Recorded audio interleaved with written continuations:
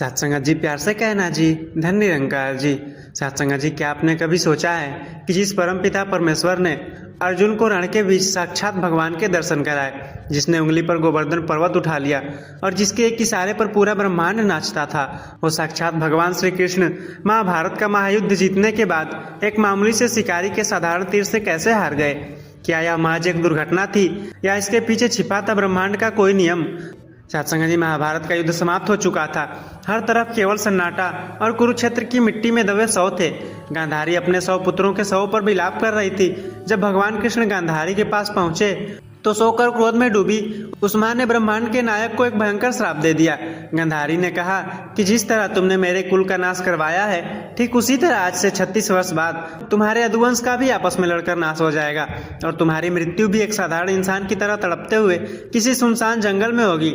सत्संग जी, भगवान कृष्ण ने मुस्कुराते हुए पूरे आदर और सहजता के साथ इस श्राप को स्वीकार कर लिया, क्योंकि वे जानते थे कि प्रकृति का नियम सबके लिए बराबर है। समय का पहिया घूमा और ठीक 36 वर्ष बाद यदुवंशियों में अहंकार का ऐसा जहर घुला कि वे प्रभास क्षेत्र में आपस में ही लड़कर नष्ट हो गए।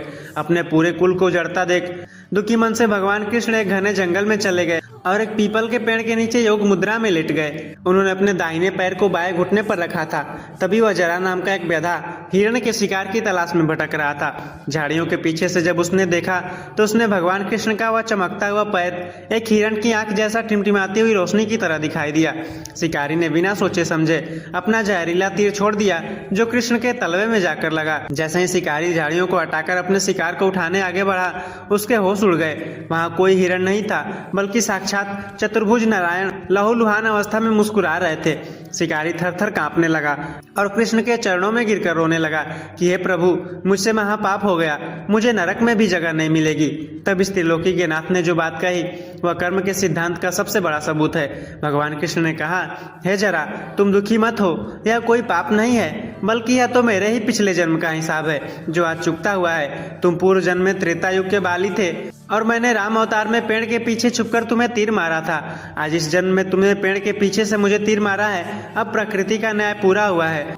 सत्संग जी, कबीर ने कर्म के इसी अटल और अचूक नियम पर एक बहुत ही सटीक साखी कही है। कबीर जैसा बीजे सोलू ने कत कत हो रह जाई, अमी सिंची कड़ुआ भयो जाको गुण न गाई। कबीर जी कहते हैं कि इंसान जैसा बीज बोता है उसे वैसे ही फसल काटनी पड़ती है। कर्म का फल भी कभी अपना रास्ता भूलकर किसी और के पास नहीं जाता। यदि आपने कड़वे नीम के पेड़ को अमृत में भी सींचा हो तो भी उसकी कड़वाहट का गुण नहीं बदलता, वह नीम ही रहेगी। भगवान कृष्ण ने अपने इस अंत से पूरी दुनिया को यही उदाहरण दिया कि चाहे आप साक्षात भगवान ही क्यों न हो, यदि आप इस पृथ्वी पर हाड़ मांस का शरीर लेकर आए हैं तो आपको अपने द्वारा किए गए हर छोटे से छोटे कर्म का हिसाब यही चुकाना होगा। सत्संग जी, कर्म का कानून किसी के लिए वीआईपी ट्रीटमेंट नहीं रखता।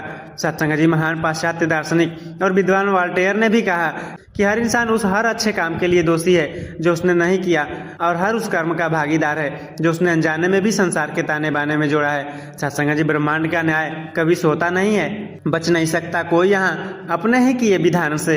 हिसाब पाई पाई का होता है इस कुदरत के मकाम से। जब खुद नारायण को भी चुकाना पड़ा एक तीर का कर्ज, तो तू कैसे बच जाएगा है बंदे अपने झूठे गुमान से। सत्संग जी, आज का युवा अक्सर सोचता है कि मैं छिपकर कोई गलत काम कर लूं, किसी का दिल दुखा दूं या चालाकी कर लूं, किसी को पता क्या ही चलेगा। लेकिन वे भूल जाते हैं कि हमारे सबसे पास बैठा है निरंकार परमात्मा हमारी हर एक सोच को लाइव देख रहा है। सत्संग जी, इस संदर्भ में आधुनिक भौतिक विज्ञान का एक बहुत ही सुंदर नियम काम करता है, जिसे हम एक्शन एंड रिएक्शन अर्थात क्रिया और प्रतिक्रिया का नियम कहते हैं। जब आप बंदूक से गोली चलाते हैं तो गोली जितनी ताकत से आगे भागती है उतनी ही ताकत से आपके कंधे की तरफ झटका देती है। आप गोली की गति को तो देख सकते हैं, लेकिन उस झटके को टाल नहीं सकते। कबीर जी ने इसी कर्म की छिपकर की जाने वाली चालाकी और उसके अचूक परिणाम को अपनी इस बेहद प्रभावशाली साखी में समझाया कि कबीर सांचे को सांचा मिले, सांचे की सुध होए, झूठे को झूठा मिले, कबीर न राजी होए। और कर्म की मार पर वे आगे कहते हैं कि करता था तो क्यों रहा, अब कर क्यों पछताए, बोया पेड़ बबूल का तो आम कहाँ से खाए। जब आप गलत कर्म कर रहे थे तब तो आप बड़े गर्व से अहंकार की नींद में सोए हुए थे, अब जब उसका कड़वा फल सामने आया है तो रोने और पछताने से क्या लाभ। जब पेड़ ही कांटे वाले बबूल का बोया था तो उस पर मीठे आम कैसे उग सकते हैं। सत्संग जी, भगवान कृष्ण चाहते तो अपनी दिव्य शक्तियों से गांधारी के श्राप को हवा में उड़ा सकते थे। वे चाहते तो शिकारी के तीर को फूल बना सकते थे, लेकिन उन्होंने ऐसा नहीं किया क्योंकि वे संसार को एक मिसाल देना चाहते थे कि शॉर्टकट और पाखंड रूहानियत में नहीं चलते। जब साक्षात भगवान कर्म के नियम के सामने झुक गए तो हमारी और आपकी क्या औकात है कि हम किसी का दिल दुखाकर सुखी होने की कल्पना करें। सत्संग जी, श्री कृष्ण के इस पावन प्रसंग से जो दूसरी सबसे बड़ी जागृति हमें मिलती है वह है इस नश्वर शरीर के मोह से बाहर निकलना। आज इंसान जिम जाकर, महंगे कपड़े पहनकर और क्रीम पाउडर लगाकर इस शरीर को चमकाने में पूरा जीवन गुजार देता है, लेकिन इसके भीतर बैठे असली मालिक को भूल जाता है। प्रसिद्ध रोमन सम्राट और दार्शनिक मार्कस ऑरेलियस ने कहा कि सिकंदर महान और उसके अस्तबल का साफ सफाई करने वाला नौकर दोनों मरने के बाद एक ही मिट्टी में विलीन हो गए। दोनों का अंत एक जैसा हुआ क्योंकि प्रकृति किसी के शरीर या पद को देखकर अपनी कब्र का नियम नहीं बदलती। कबीर जी ने यहाँ कहा कि कबीर माटी का पुतला आया को धंधा है, 4 दिना की पाहुनी मुंटी में मिल जाए। सत्संग जी, यह शरीर सिर्फ मिट्टी का एक खिलौना है जो इस संसार के बाजार में केवल 4 दिनों का मेहमान बनकर आया है। अंत में इसी मिट्टी में मिल जाना है। भगवान कृष्ण ने द्वारका जैसी सोने की नगरी बसाई, लेकिन जब जाने का समय आया तो वह अकेले एक पेड़ के नीचे लेटे थे। कोई सेना नहीं थी, कोई सुदर्शन चक्र नहीं था, कोई रथ नहीं था। यह घटना हमें सिखाती है कि बाहरी वैभव सिर्फ एक भ्रम है। असली दौलत तो वह भीतरी जागृति है जो सबसे पास बैठे इस निरंकार परमात्मा के एहसास से मिलती है। जब आप इस सत्य को स्वीकार कर लेते हैं तो आपका मृत्यु का डर खत्म हो जाता है और आप जीवन के हर पल को होशपूर्वक जीने लगते हैं। महल रहे ना ठाठ रहे, ना रहा वो सोने का संसार, अंत समय में काम आया बस इस मालिक का इकरार। मिट्टी का पुतला मिट्टी में मिलकर ही शांत हुआ है दिल। सच्ची जागृति तो वही है जो करा दे इस निरंकार का दीदार। सत्संग जी, इस परम सत्य की गहराई में जब हम और आगे उतरते हैं तो हमें समझ आता है कि श्री कृष्ण का वह अंत कोई लाचारी नहीं बल्कि एक महान लीला थी जो इंसान दिमाग की सीमाओं को तोड़ने के लिए रची गई थी। सत्संग जी, इमेजिन कीजिए कि जिस प्रभु के मुख में यशोदा मैया को पूरा ब्रह्मांड, सारे ग्रह और नक्षत्र घूमते हुए दिखाई दिए थे, क्या उस परम चेतना को यह पता नहीं था कि झाड़ियों के पीछे शिकारी कमान ताने खड़ा है? वे सब जानते थे, लेकिन यह घटना संसार को यह सिखाने के लिए थी कि जब आपका इस धरती का मकसद पूरा हो जाए तो अपनी बनाई हुई हर रचना, अपनी धन दौलत और अपने शरीर को भी कितनी सहजता से छोड़ दिया जाता है। सत्संग जी, इसी वैराग्य और भीतरी साक्षी भाव को कबीर जी ने अपनी एक साखी में प्रकट किया है। कबीर चेतनी चौकी बैठी करी, कीजय राम संभारी, तो जम का डंडा न लगे न यम करे खुआरी। सत्संग जी, कबीर जी कहते हैं कि अपनी चेतना की चौकी पर बैठकर यानी पूरी तरह होश में आकर अपने सबसे पास विराजमान इस राम का सुमिरन करो। जब आप इस भीतरी होश में जाग जाते हैं तो काले परिस्थितियों का डंडा आपको कभी दुखिया बेबस नहीं कर सकता। सत्संग जी, भगवान कृष्ण ने उस अकेले जंगल में भी किसी दर्द या छटपटाहट का प्रदर्शन नहीं किया। वे मुस्कुरा रहे थे। यह एक जागृत पुरुष की निशानी है कि जब मुसीबत या अंत सामने खड़े हों तब भी उसका भीतरी संतुलन रत्ती भर भी विचलित नहीं होता।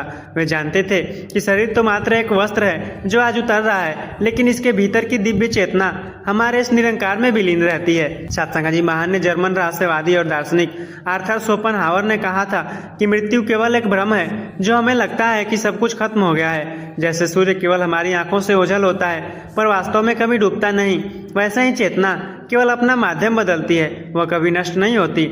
चोट पैरों में लगी तो क्या हुआ, वो तो रूह का शहंशाह था। इस पास बैठे मालिक की रजा में उसका हर एक लम्हा गवाह था। जो डरते हैं मौत से वो सोए हैं अभी संसार के वहम में। जागृत आंखों के लिए तो हर अंत एक नए सफर का आगाज था।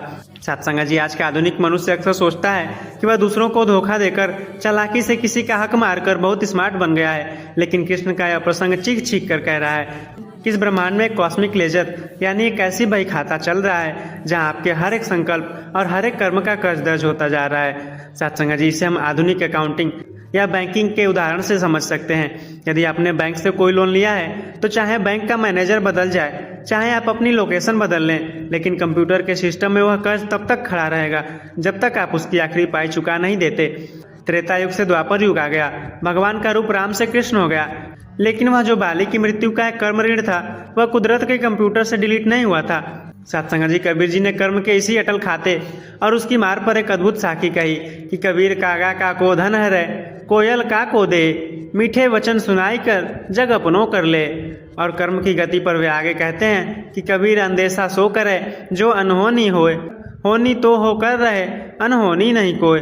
जिंदगी में जो कुछ भी आपके सामने आ रहा है, चाहे वह कोई दुख हो, धोखा हो या कोई संकट हो, वह कोई अनहोनी नहीं है, बल्कि आपके ही किसी पुराने कर्म का फल है जो आज आपके सामने चुकता होने आया है। इसलिए जब भी जीवन में कोई कठिन परिस्थिति आए तो रोने या दूसरों को दोष देने के बजाय भगवान कृष्ण की तरह मुस्कुराकर उसे स्वीकार कर लीजिए और कहिए, चलो आज मेरे कर्म का एक कर्ज और कम हुआ।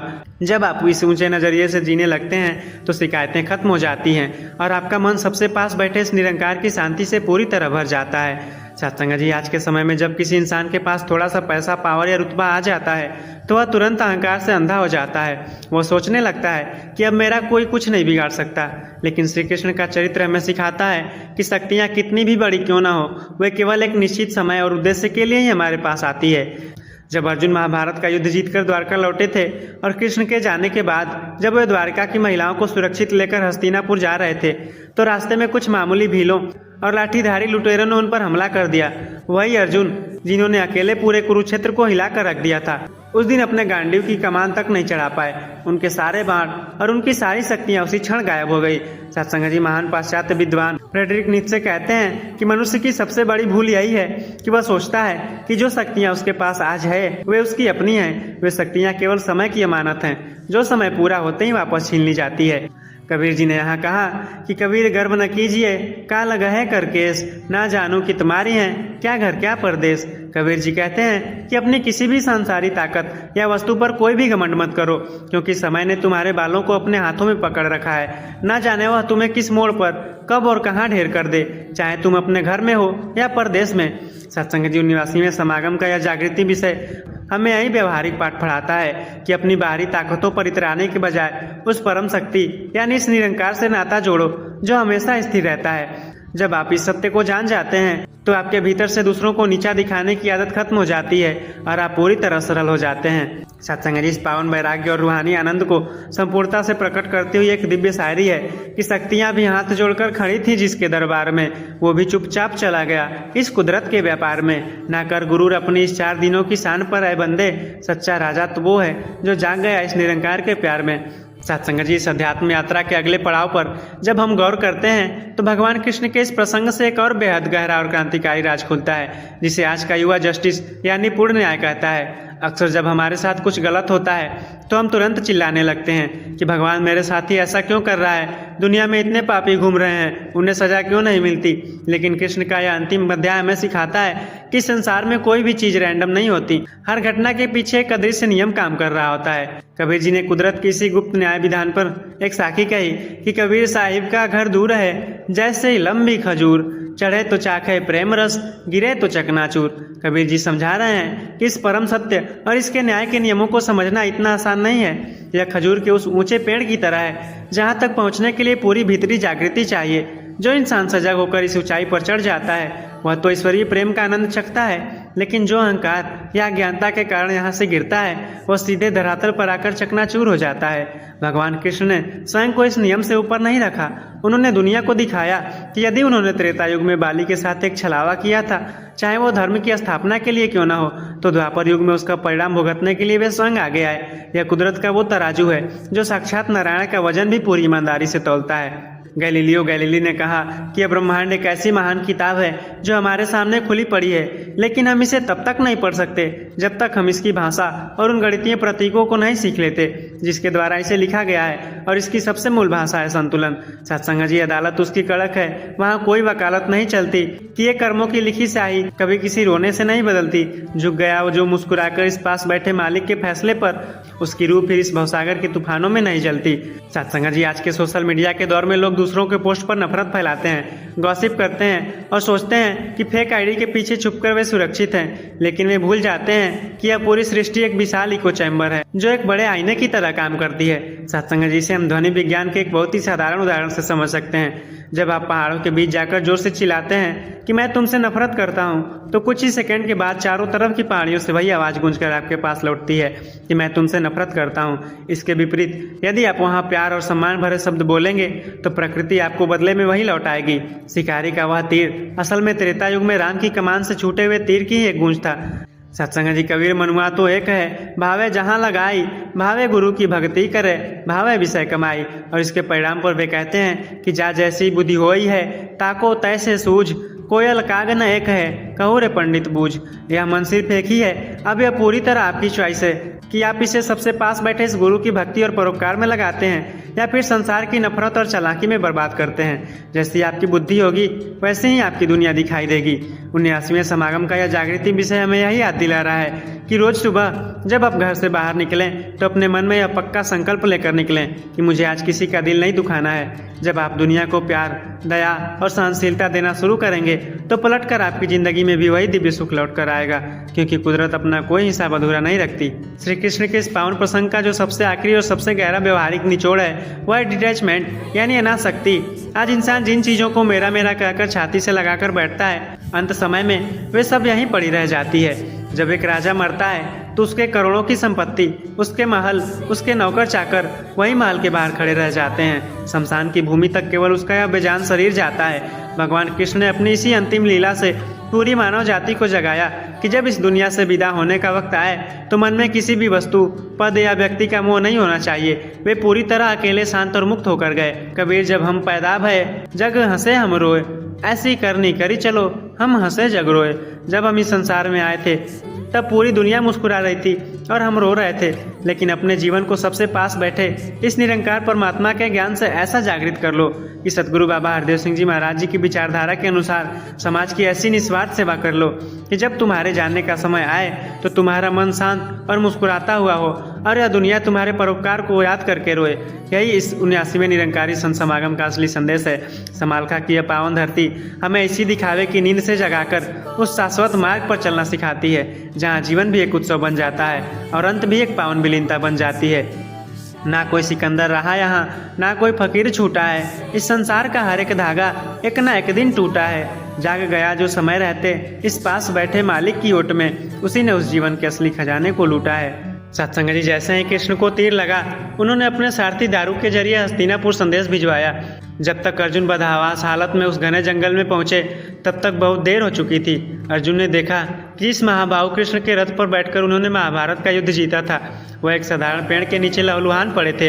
अर्जुन रोने लगे और चिल्लाकर बोले, हे मधुसूदन, यह क्या लीला है? उठिए और अपने सुदर्शन चक्र से इस शिकारी को भस्म कर दीजिए, अपनी दिव्य शक्तियों से इस घाव को भर लीजिए। तब कृष्ण ने अर्जुन का हाथ पकड़ा। उनकी आंखों में कोई दर्द नहीं था, बल्कि वह पुरानी शांत मुस्कान थी। कृष्ण ने कहा, हे अर्जुन, अब समय पूरा हो चुका है। जिस गांडीव धनुष पर तुम्हें घमंड है, याद रखना वो शक्ति तुम्हारी नहीं, इस समय की थी। अब मेरी द्वारका समुद्र में डूबने वाली है। तुम तुरंत जाओ और वहाँ की महिलाओं और बच्चों को संभालो, क्योंकि अब यदुवंश का कोई भी पुरुष नहीं बचा है। सत्संग जी प्रकृति का नियम है कि जो भी इस दुनिया में आया है, चाहे वह कितना भी बड़ा दार्शनिक, राजा या लीडर हो, उसका शरीर एक दिन बूढ़ा होगा, कमजोर होगा और शांत हो जाएगा। और कर्म का सीधा सिद्धांत यह है कि आप जैसे कर्म समाज में करेंगे उसका रिस्पॉन्स आपको वैसा ही मिलेगा। अगर आपने किसी का दिल दुखाया है तो समाज में आपको भी कड़वाहट ही मिलेगी। सत्संग जी हम अपने इस शरीर को अमर मानकर इसके अहंकार में जीते हैं। धन, पद और रूप का घमंड हमें अंधा कर देता है, लेकिन सच यह है कि एक दिन यह शरीर अपनी ऊर्जा खो देगा। जब तक इस बात का होश नहीं आता तब तक इंसान झूठे दिखावे और मानसिक तनाव की जिंदगी जीता रहता है। किसी भी लीडर या मार्गदर्शक की असली महानता इसमें होती है कि वह समाज को अपने ऊपर निर्भर न बनाए, बल्कि लोगों को आत्मनिर्भर बनाकर सही समय पर खुद को पीछे कर ले। अपनी जिम्मेदारियां पूरी करने के बाद शांत हो जाना ही जीवन का सही संतुलन है। आज आपके पास जो बुद्धि है, पैसा या ताकत है, वह हमेशा वैसी ही नहीं रहेगी। वक्त बदलने के साथ परिस्थितियां बदल जाती हैं। इसलिए जब आपके पास ताकत हो तो उसका उपयोग दूसरों को नीचा दिखाने के लिए नहीं, बल्कि समाज के कल्याण के लिए होना चाहिए। यही इस विषय का असली और वास्तविक निचोड़ है। सत्संग जी लीगेसी यानी आपके जाने के बाद क्या बचता है। जब कोई व्यक्ति इस दुनिया से जाता है तो उसका भौतिक शरीर, उसकी धन दौलत और उसके संसाधन उसी वक्त खत्म हो जाते हैं, लेकिन जो चीज़ कभी नहीं मरती वो है उसकी विचारधारा और उसके द्वारा समाज को दिया गया ज्ञान। सत्संग जी इस बात को हम 3 प्रैक्टिकल पॉइंट से समझते हैं। पहला है व्यक्ति नहीं, विचार महत्वपूर्ण है। कोई भी समाज या बदलाव किसी एक व्यक्ति के भरोसे हमेशा नहीं चल सकता। महानता इस बात में है कि आप अपने पीछे ऐसे विचार छोड़ जाएं जो आने वाली पीढ़ियों का मार्गदर्शन करते रहे। शरीर खत्म हो सकता है, लेकिन सही सोच हमेशा जिंदा रहती है। दूसरा है, परिस्थितियों पर आपका कंट्रोल नहीं है। इंसान चाहे जितनी प्लानिंग कर ले, फ्यूचर में क्या परिस्थितियां बदलेंगी इस पर उसका कोई 100% कंट्रोल नहीं होता। समझदारी इसी में है कि आप आज इस पल में अपनी जिम्मेदारियों को पूरा ईमानदारी से निभाएं और भविष्य की अनिश्चितताओं को सहजता से स्वीकार करना सीखें।